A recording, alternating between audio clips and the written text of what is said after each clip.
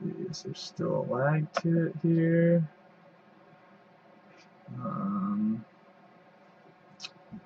Hello everybody, can you hear me?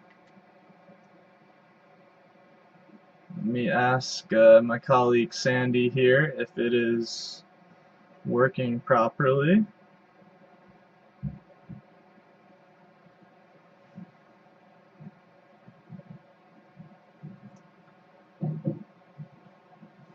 Hey everybody, can you hear us? My name is Roger Brennan. I'm coming at you live from Environmental Coffee House here in the beautiful Catskill Mountain region of New York.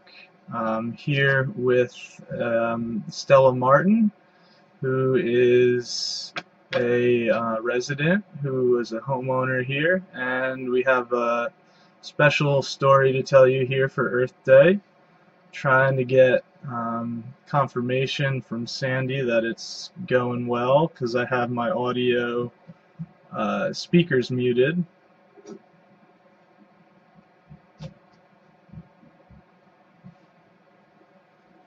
I think there was a little notification that came up in the corner there a minute ago.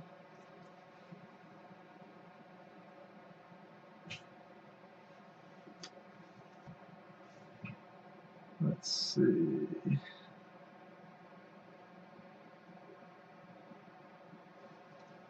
Just getting word back from Sandy. Okay, cool. So we can keep going. So everybody, please meet Stella Martin here, and I'm going to have her talk a little bit about why we're here today live and why I came to visit. Hello, I'm Stella Martin, and I'm one of the mothers that's dealing with the toxic landfill in Catskill, Palenville, New York. Thank you very much for coming down and helping us share this story. Absolutely. I believe it is important on numerous different levels. What's happened to us is a property, a home. I was blessed to be able to buy for my children. I worked very hard for our house, and I made it a home, a beautiful yard and everything for my kids. And suddenly at the end of 2012 into 2013, we would be woken up at all hours of the night with large tractor trailers coming to our adjoining, or the property next door to us. They were backing right up to the edge of nationally, federally, and New York State protected wetlands, backed up right to the banks, and would dump large chunks of construction demolition debris right down over the banks. This happened for a couple months. Both the neighbors, there's a neighbor on the other side of this landfill.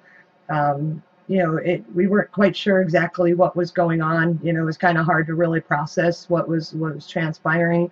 Myself and the other neighbor on the other side asked the business property owner what he was doing and what was going on, and he stated that he wanted to expand his property, his business property, all the way across the wetlands, so he would have more room to work.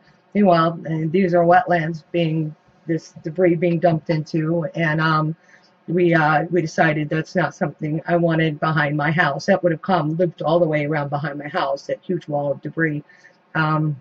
So myself and the other neighbor, we decided this wasn't something we could deal with.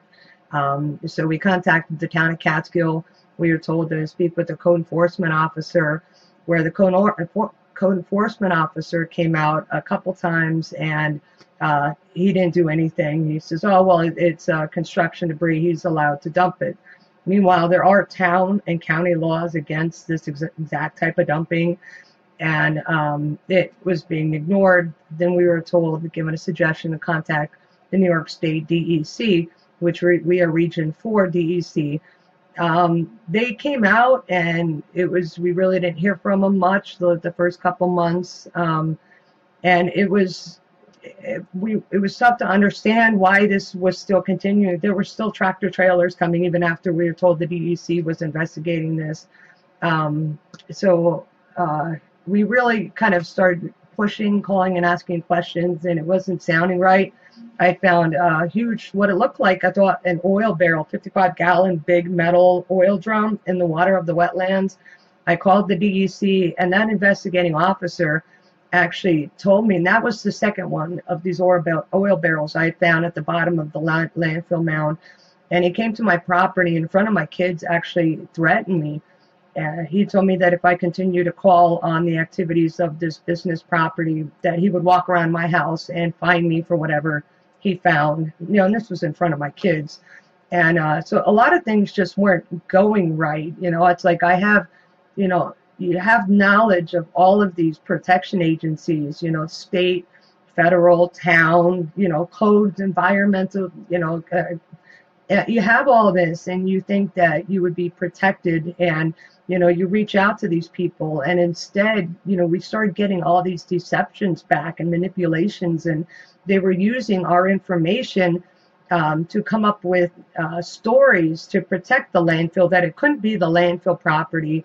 And when someone does that to you, numerous times in a row, you really start to get the hint that there's something else going on here. It's like you feel like they will come out and protect my kids and my home and these protected wetlands, and it said they were making up excuses, and it's tough to process. It is tough to process, and just to give people a little bit of a backstory, I went over before. We're not at that property right now. Stella had to move away from there. It was way too toxic to live next to.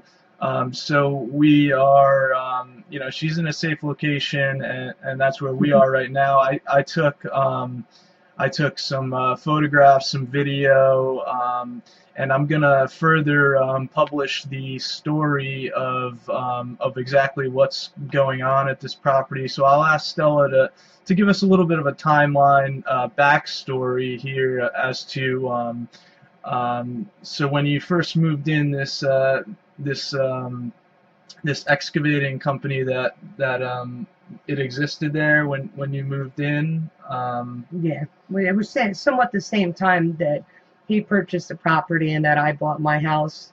So it was roughly around that time. So it's kind of an up and coming commercial property adjacent to your property. Yeah, yeah. And then so you move in and everything seems okay.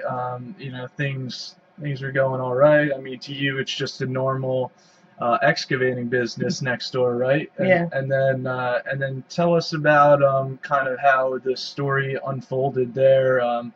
How long until some of this dumping and some of your discoveries started happening, and your health issues and along with your children. Yeah, one thing, towards the first few years living there are a little hazy for me. After I started living there, I began getting some type of seizures, and it was after a few years I had been living there, and I was having one maybe every 6 months, and then it became worse and worse to where what was it? I think 2011. It was finally happening. It was happening about 4 or 5 times a week, and with that, I was getting memory loss. It was very tough to accept, and at that point, I was started going to physicians, and I wasn't telling them about the landfill property next door. So many of our physicians were like, "We don't know what's going on with you. Like, there's something obviously there, but we don't know what this is." And because I wasn't telling about the property, but as time went, we thought he was just going to do compost. He was getting tons of fresh manure that would be dumped and brought there, which was terrible for us. I mean, we had the smells in our house. I mean, it was something Febreze could not take out. Even closing all the windows, you would still smell this. It was terrible. And I would look, there'd be a large mound of this manure up outside next to my property and right uphill from my well. And we'd also get infested with flies. So I asked him at one point, can you do something with this, because it's not healthy for my kids. And so he started spraying it down with something for flies. Meanwhile, I'm still thinking, well, whatever's on that, it's still uphill from my well and my drinking water. So as things were transpiring next door, we could obviously see it was beginning to be a big commercial property. If you go back through the years on Google Earth, you can go back through the years, you could see how it was a wooded property. He was taking down the trees, and the whole property just became like very, very open. the dust just became insane. I have hundreds of videos of the dust that it would come down from Hunter Mountain, and it would literally like pick up the top of his property and blow it right over onto my house.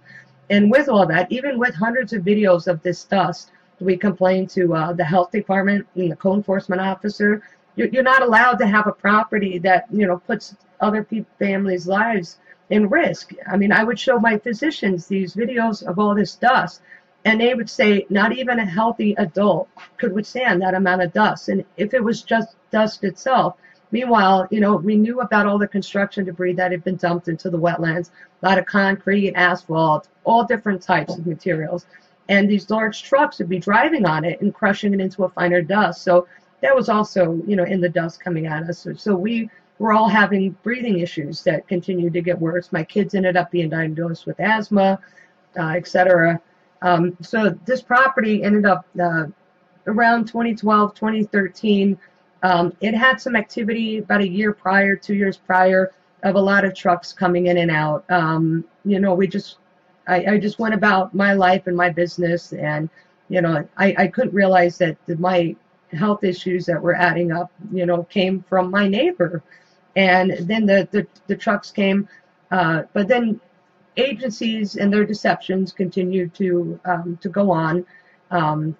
2013 and the 2012, if you look on the Google map, you'll see a large hole down at towards the bottom of his property, and it was large enough for 2 trucks to drive in and out of. He had taken all the soil out of that, and I noticed he was using that soil to mix with the compost.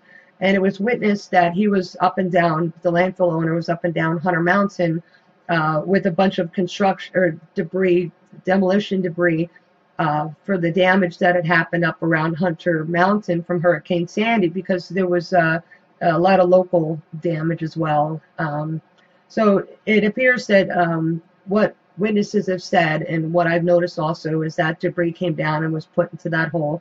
At one point, there was like a graveyard for air conditioners and refrigerators. It was on top at first. It was just like dumped down towards the banks of the wetlands, and it had to have been 15 to 25 air conditioners and refrigerators around Hurricane Sandy and the local debris. And all of it is on a slant. So the whole business property slants, and it all goes right down into these wetlands. I saw that. Yeah, we took videos of that, and there's about a 20 or so foot artificial mound where all this debris and air conditioners and plastic and all sorts of stuff that you explained to me are buried, and now it's just the landscape has been overtaken by this just artificial dumping mound where it used to be beautiful trees and wetlands. Yeah. And now everything's just kind of Dead. dead and dying, has died. Yeah. Yeah, and I actually, like I told you, I used to be able to see up the wetlands from my backyard, and now this huge mound sits there, and there's some type of spring or some type of movement of the water that comes through my backyard and would go into the wetlands, which was part of the whole wetlands process there. And now it can't go there because of this large mound sits right there. It's huge, and the photo I use for the homepage for the Palenville landfill site on Facebook and the website, that's what's sitting under that mound. I mean, it's large chunks of asphalt, and what's the primary basis for asphalt is petroleum. So that's going to sit and rot down directly into our waters, cement, garbage. But under that huge artificial mound, before that was dumped there, myself and a couple other witness statements had seen a huge mound of garbage. There was all types of certain, I don't know what all was in it, big white garbage bags and just huge amount of garbage. And then the tractor trailers backed up and dumped all this construction debris right on top and covered it all up. And what's sad is anybody that's seen it has always said the photos don't do it justice. And to give you an idea of what it is, it's like he had said, it's an artificial mound right there. You can see the way of the land, and then the property comes out, and that's all dumping. That goes into the wetlands by 15 to 30 feet in areas, and then that stretches for 3/4 of a mile from my house to the other neighbor's house. That's all, you know, artificial dumping.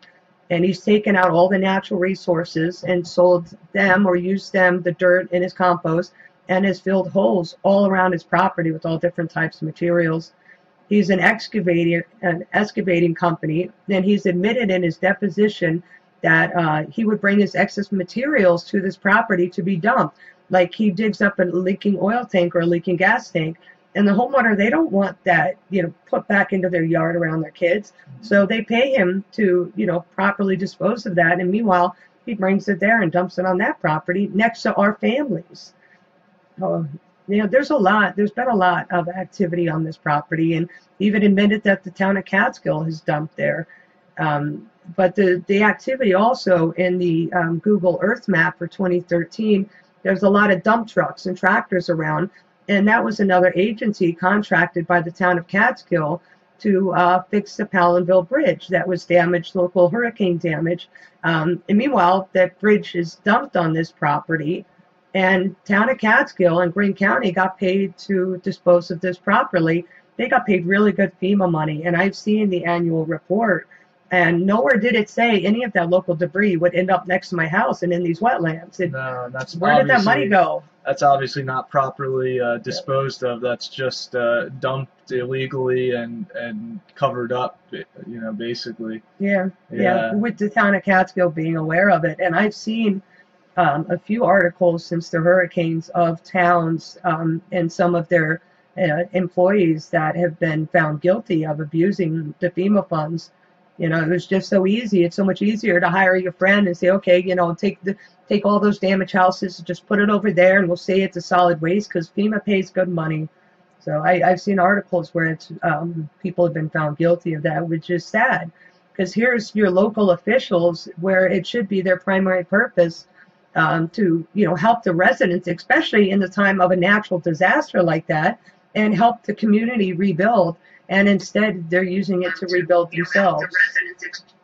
Sorry about that. Oh, I'm no trying to access the comments here. I can't see the comments, everybody, so I'm trying to see if anyone has questions. I'm hoping Sandy will send them to me. But this is a very important story, and I'm glad that I'm up here, and I'm glad that Stella is showing our viewers and trying to get the word out there. Unfortunately, it's been a real failure of politicians, of media, of officials, of big green organizations, of really everybody has just kind of slipped through all the cracks. So really, it's up to fellow citizens to help get these kind of stories and this kind of word out. So we really appreciate everybody tuning in and everybody sharing this video. I'm gonna do a more in-depth story after. I just wanted to introduce Stella and kind of show our viewers, here on Earth Day, we're really fighting, not only for the Earth and ecosystems, wetlands are crucial territory. We're fighting for people's health. It's all connected. Still don't provide universal health care, so people are on their own when they get sick. You need health insurance, you need to pay out of your pocket, you need to it's unfortunately we're not getting any help from the officials and the official system and outlets that we're supposed to. Yeah, we're actually doing funding to do our own testing, because the only testing that's been done for this property was the DEC and the Department of Health that manipulated water testing for the wetlands. That we were told they tested the water of the wetlands, and instead, after an investigation, they tested it on the opposite side of his property, up by the front gate, up by where you drove past, instead of the water of the wetlands. And there's videos that have recording where I'm asking the DEC, I confronted them about it, and he said, well, what do you want? Do you want the compost tested, or do you want the wetlands tested? I'm like, why can't you do both? What is going on? It should be a comprehensive testing everything, different parts and different things that are dumped in different areas could be, seeping out different chemicals. Yeah, why don't they care though? That's what's tough. It's like, we know it's there. You can see by the trees, you can see by the death in the water. Nothing in there. There was no lily pads. There was no algae. This is not a wetland anymore. And, here we are having to, hello, DEC, EPA, guys, this is here. And we're the ones having to come up with the proof to force them into this. And what was really tragic is right around 2 years ago, the DEC entered into a contract with the landfill owner. They had said that the tons of debris was too steep as the banks of the wetland, so they told them to slant it, so the wildlife could walk out. Well, during that time, it was the largest health impact that I've had and I've witnessed on my kids and my family. It was a very dry spring, and just the dust from this material coming to my house, he was 9 turning 10-year-old son, his eyes started rolling back in his head and shooting off to the I side did see a every few video of that. seconds. That was very, very scary, even just to witness. You know, Yeah. and anyone who's watching something like that, especially if it's your own son, I mean, you just want to immediately fix it and immediately just heal it and just make it go away. Yeah. You know, so it's as painful as it is for someone who's not even directly involved to watch that. I can't even imagine what you're going through when it's happening right in front of your eyes. And then everybody neglecting it. The most maddening part is that, you know, everybody, you know, either calling you crazy or, you know, just sweeping it under the rug, telling you that it's caused by something else when clearly it isn't. Mm-hmm. Yeah, it's an insult to intelligence. It is, you know. It's the wood stoves. Huh? The wood stoves don't cause sores, you know, down people's throats. And I mean, it just, when I had called the DEC and I had told them, it was about a week into all the excavating that, and I told them what was happening to my son and to me. Little Stella, she couldn't breathe through the night, so she'd wake up coughing, gagging, and throwing up on herself. She couldn't breathe from whatever was in that, and they ended up telling me, well, you wanted the debris out of the wetland, so there you go. So go somewhere else while he's excavating. And I'm like, this is unbelievable. I'm telling you what damage is doing to 2 little kids and myself. And you're saying, well, here you go. This is what you get. Like, yeah. How is that possible? These agencies are there to protect us. Like, it's an illusion. So Sandy is sending me some comments here, or some questions. First, though, I want to, do you know what chemicals or what is in the air and in this debris that's causing it? You've gotten tests and you know what's been causing these illnesses? Some of them, yeah. Some of what it is. Well, that was last June is when I ended up getting up and I left our home with my kids. We had a terrible month of medical ailments test results. I had an MRI that said I had about 7 or 8 dead spots that had been formed on my brain in less than a year. My neurologist was concerned where the next one would come up. She said, if one comes up on your optic nerve, you'll go blind instantly. All I could think of that night is I kept looking at my daughter's face, and like I'm trying to keep it in my mind, like, what if I lose my eyesight? Like, this is nuts. And then I had a blood test that came back for severe cadmium poisoning at a 7.61, where OSHA would shut down a factory for their employees coming up with a 5.0, whereas the DEC said, well, that's probably Stella digging in her backyard gardening. Well, okay, then no matter what, there's cadmium poisoning here, which totally neglected. There's been 3 hazardous levels of lead. I finally I got some money together, and I needed a testing place just to find out what we were up against, because all of our doctors and physicians were saying if we knew what you were exposed to, we would know more how to help you. So I paid testing to be done from Penn State. Now, at Penn State, you send it in, and it's like if you want to garden and you want to grow tomatoes, what kind of soil it's like. No matter what, though, it was testing the soil and the water. It was the cheapest way to go. It was something I had to do on my own. And it came back with another hazardous level of lead, also E. coli, which probably from the manure he was getting. And there was some of it I couldn't understand. And I had sent it. We were speaking with a woman with the EPA at that time. And I sent it in, and she said, well, that lead isn't hazardous enough. I got an email yesterday from it that they had said one thing they were concerned with at that time was a high level of arsenic, except it wasn't high enough just yet to go over the EPA standard. Well, okay, I thought, and I had to mention to her again, these test results for the high hazardous levels of arsenic, and lead was 3 years after the dumping. I had taken a water sample and a soil sample down at the bottom of the landfill. Meanwhile, they're that high and almost over the limit, but it's been sitting there for 3 years. So what was the limit when it first happened? You know, and they blow it all off, and it's really, I learned I don't get my hopes up anymore. It's unfortunate. Terrible excuses. You know, we're supposed to have confidence and be able to feel like there are, you know, scientists, health experts, and agencies that are out there helping us. But when these things happen, you know, you quickly learn that that's not necessarily the case, and you know what forces are at play, what corruption's happening, you know, that allows them to totally ignore this and get away with it, sweep it under the rug, and not help people, not help the environment. Well, it's one thing to just sweep it under the rug and neglect it, but the extreme lengths that our agencies have gone to cover this up and try to maneuver and manipulate around it is what's even more concerning. Like, is it that bad here that you guys are willing to go to these extremes? People are putting their jobs on the line. You know, I have the DEC investigating officer lying under oath numerous times in a sworn deposition saying it was leaves and grass being brought up. Meanwhile, 2 days later, the businessman himself got up and admitted these were, it was construction debris, demolition debris from Long Island, New York City, illegally transported with no bills of lading. He admitted it, and these people, they go out of their way to protect this landfill.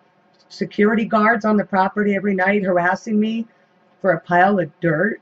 If it's so bad, why didn't they just test it? Instead, they manipulated and deceived everyone about the testing.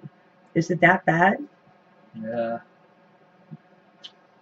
And so, I mean, that wasn't even the total extent of the harassment and the psychological, just I can't even describe the insanity of the story of the psychological abuse and torment that your family and you've had to go through.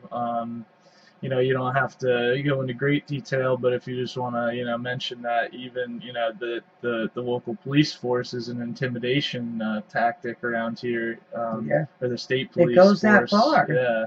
That's what's scary, is why go to these lengths?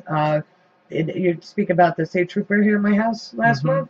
Yeah, we were sitting here watching a movie, and it was a Sunday afternoon, and I noticed a state trooper pull up, which we've had some troubles with the troopers and sheriffs because they won't uphold their laws.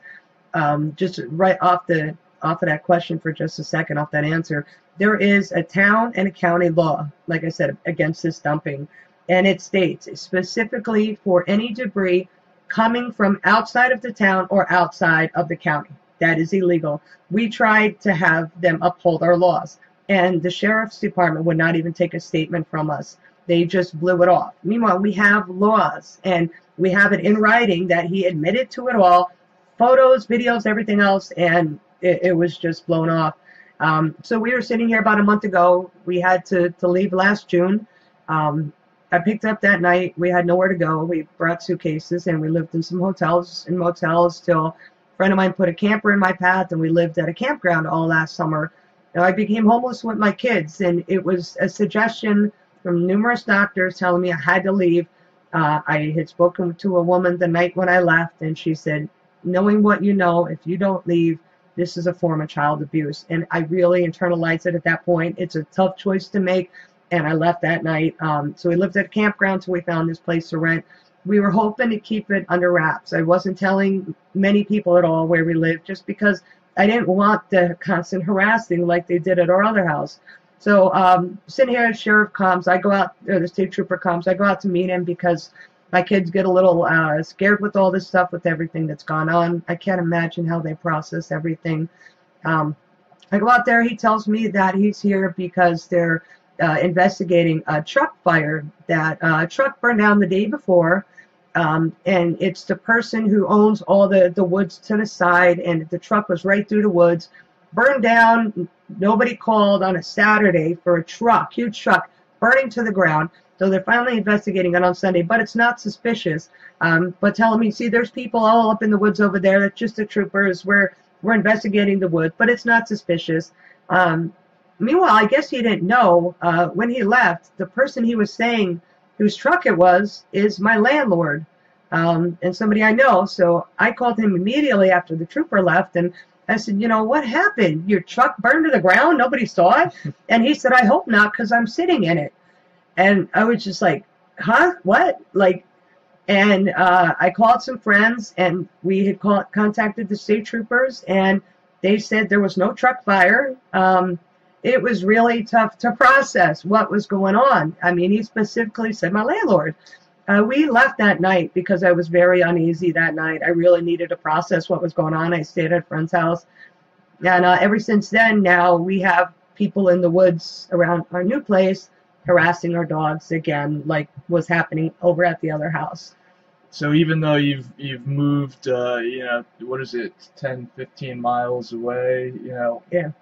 they've followed you and have continued that behavior, which is really shocking as well in itself. Yeah, I can't get it. It's like, I think to myself, just simple humanity. What don't these people get? I am a mother. These are my kids. That was my home. All I'm doing is reacting to a situation they forced into my life. And because I'm taking a stand saying, look, you can't poison my kids. You can't ruin my home. You can't leave us with nothing. So they continue to harass me. It's like, what don't you get? You guys are taking everything from me. And you're going to continue to harass me? It just, I can't comprehend people doing this. That's very true. So a couple of questions Sandy has sent to me. She mentioned that we're gonna we'll post your GoFundMe. Stella currently has a GoFundMe fundraiser because, you know, the failure of these agencies, she can't rely on any of their testing or even failure to test, and so she has to pay out of pocket for her own testing and send it off to a lab that's not anywhere in this whole area.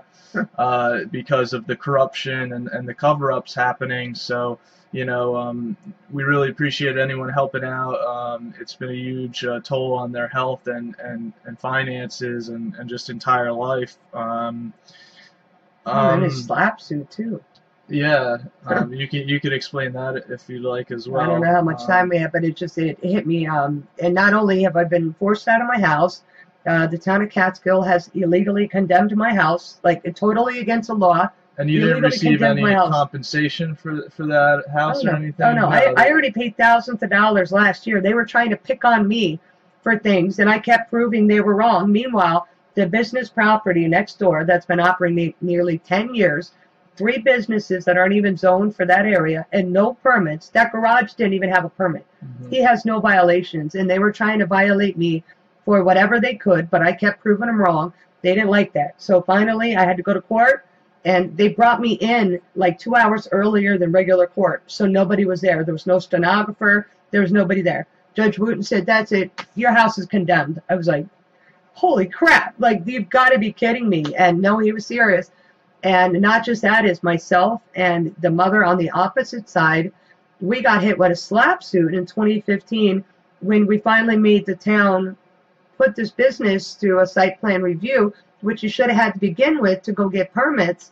And right before the site plan review, we got hit with this defamation suit, slap suit, saying that he lost over $600,000 in business or something because we were speaking about his illegal activities. And meanwhile, they weren't even legal businesses. So how can you lose business when it's very confusing. So, you know, it's another form of harassment they're using against us, and I'm very grateful an attorney stepped up and is going to help me. That's wonderful. Right now. Yeah, we got to pay for them right now, but yeah, these are all things that it's tough to understand. I have to do this, but what's wonderful is people like you and the people who understand this have been just amazing to see these wonderful people stepping up to help. Absolutely, and you know, when the system and our politicians and our local officials and police forces and environmental agencies fail us, you know, we really have to stick together. We have to unify,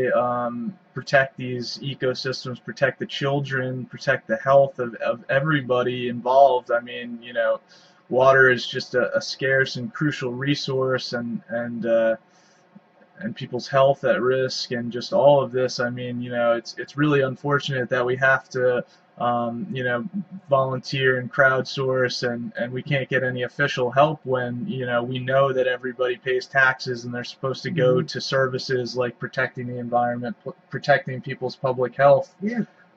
So, we really do appreciate everybody, in New York State and around the country who's an activist, who speaks out, who's a whistleblower, a watchdog. You really can't be intimidated. We have a right and a duty to speak the truth, and no matter what, no matter if they threaten you and harass you, we really have to do this. Yeah. I mean, it's amazing what they force you to endure, but it's like, whenever I thought of just giving up, like, there's these wetlands, it's admitted there's endangered wildlife that are supposed to inhabit that area. I think of, all right, if I just get up and I leave and it's never told, what about the next people that come and buy my house and nobody knows, and their family gets sick like mine?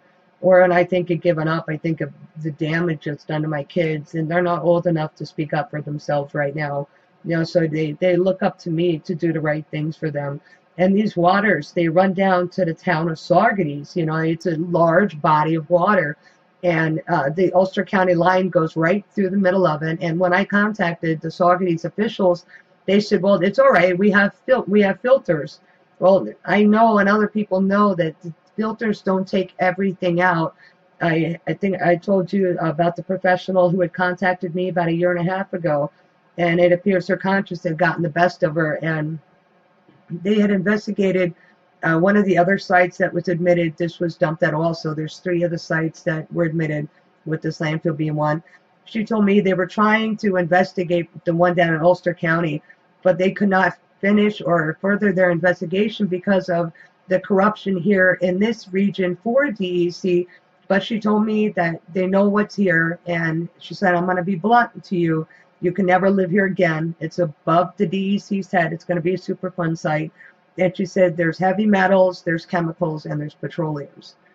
So, there's one person, though, out of all of this, that their conscience finally, got the best of them. But it's hard to wonder how these people sleep at night. It is, absolutely. We're all human. I'm sure that they have families and children, and that they all drink water and breathe air like we do, So I appreciate everyone tuning in. We're gonna start to wrap this up, and so one of the last things Sandy wanted me to ask is kind of what can our viewers, what can the public, anyone who's interested and able to speak out and help, what can they do for you? I mean, we can post up your GoFundMe site. We need, you need more testing and stuff like that. So thank you. What we're trying to do right now is get a preliminary test done for the wetlands.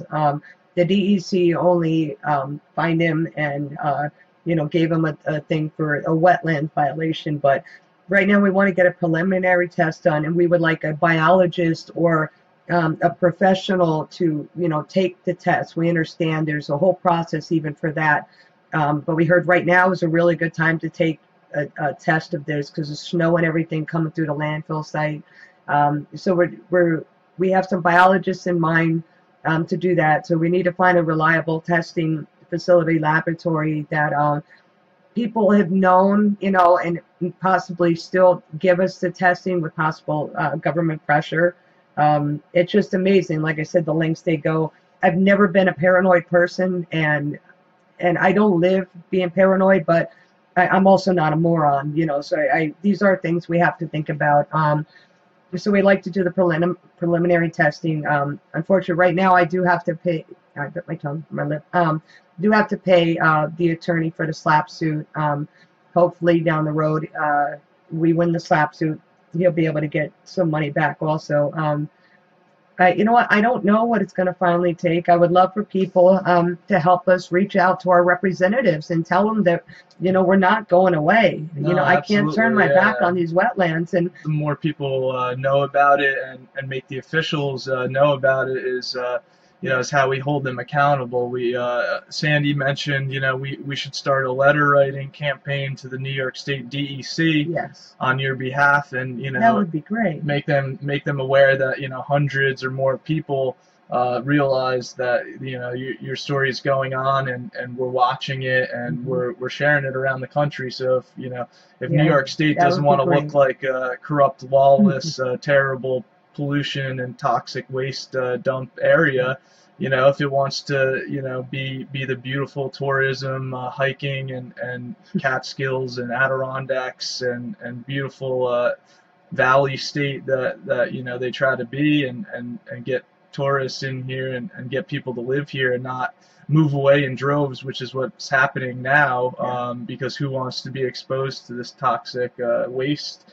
You know, they better start representing the people, and they better start standing up for the environment. Yeah, that would be great if people can help with that. The DEC, the EPA, they know about this. They keep trying to put us off back to the DEC. You know, just to let them know, like you said, we're here, we know, and we're not going to take your deceptions and manipulations. We know what's here. We're not ignorant. You know, like I said to you, the biggest thing I saw with our elections, when they talk about division, is the government and we the people. Like, who do these people think that they have a right to know where all these properties are that are across our nation? So many people have reached out to me. You know, the toxins in Alabama to our Tennessee River, the guy Mike Wendell in Ellenville, all these people have reached out, and each one of those homes are suffering families. You know, it's like, you see my face right now, but behind me are my two beautiful kids, you know, that have suffered permanent damage now. You know, this can't go on. That let them know we're here. We're going to find out what's there.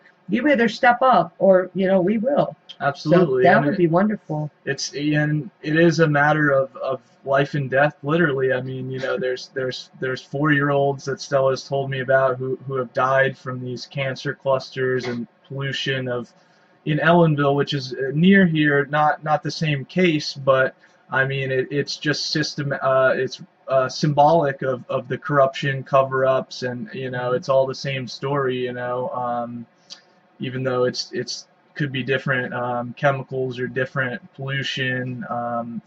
It's all you know, it's all causing cancer clusters, causing this terrible poisoning, cadmium and everything. And the same thing's happening to him. He got blackballed from regular media, you know, and his officials, they're not allowed to talk to him. Yeah, so, and he's been harassed. He's got the court thing pending now. Same thing, you know. It's amazing.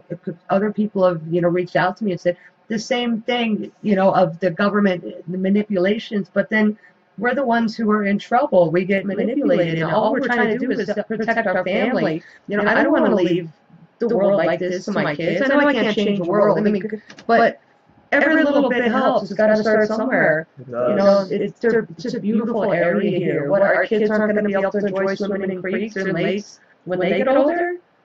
You know, it's a very scary prospect and a sad thing to think about.